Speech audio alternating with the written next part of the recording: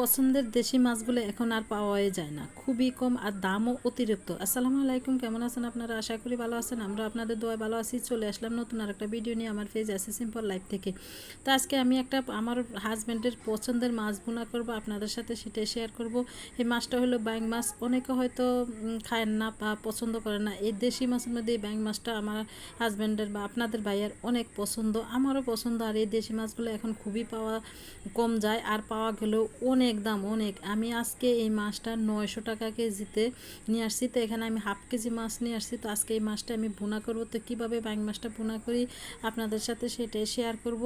তো দেখতে থাকুন। ব্যাং মাছটা ধুয়ে কেটে ছোটো ছোটো করে কেটে আমি নিয়েছি। আর এখানে আমি মশলাটা তেলটা দিয়ে পেঁয়াজটা ভেজে তারপর একটু পেঁয়াজ বাটা, জিরা বাটা, আদা রসুন বাটা দিয়ে আমি মশলাটা কষিয়ে নিচ্ছি। আর বাইং মাছ ভুনার মাঝে কিন্তু গরম মশলাটা দিয়ে ভালোভাবে বাটা মশলা দিয়ে বাইং মাছ ভুনা করলে খুবই ভালো লাগে। আর যেহেতু এটা আমার দেশি ব্যাং মাছ, আর বড় ব্যাং মাছ হলে ওটা তো মশলা দিলে কিন্তু খুবই ভালো লাগে। তো আর এই ব্যাং মাছটা একটু দেশি হলো বড়, এই জন্য আমি এইভাবে ভুনা করি। তো আপনারা কে কীভাবে করেন সেটা কমেন্টে জানাবেন। আর এখানে আমি টমেটো দিয়ে দিচ্ছি, আর এখন গুঁড়া মশলাগুলো দিয়ে দিচ্ছি। আর এই ব্যাং মাছ ভুনাটার মধ্যে বাটা মশলাটাই বেশি খাটে। তো আমি সবগুলো পেঁয়াজটাও বেটে দিয়েছি, কিছুটা পেঁয়াজ কেটে দিয়েছি আর কিছুটা বেটে দিয়েছি।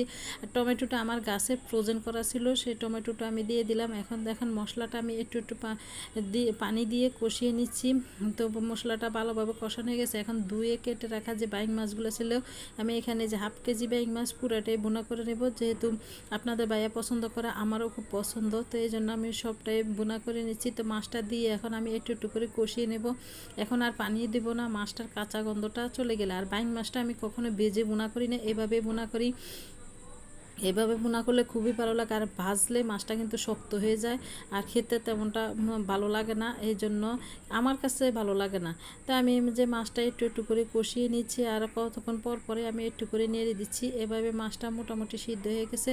তারপর আমি সামান্য একটু ঝোলের জন্য পানি দিয়ে দিলাম, যে একবারে শুকনা বোনা করব। এই পানিটা শুকিয়ে নিলে আমার রান্নাটা শেষ হয়ে যাবে। তো আপনারা কে কে মাছটা পছন্দ করেন আর কিভাবে রান্না করেন একটু কমেন্টে জানিয়ে যাবেন। আর এখন তো খুব কমই পাওয়া যায় মাছটা, বাজারও দাম বেশি হলেও কিন্তু তেমন এখন আর পাওয়া যায় না আগের মতো। তো আমি এই যে কয়েকটা কাঁচামরিচ দিয়ে দিলাম। এখন দেখেন আমি একবার পানিটা শুকিয়ে নিয়েছি, এখন মাখা মাখা হয়ে গেছে। এখন ধনিয়া পাতা দিয়ে আমি নেড়ে ছেড়ে নামিয়ে নিব।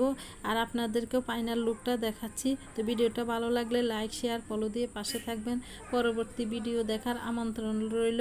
আর আমার এই রান্নাটা কেমন হয়েছে কমেন্টে জানিয়ে যাবেন। আল্লাহ হাফেজ।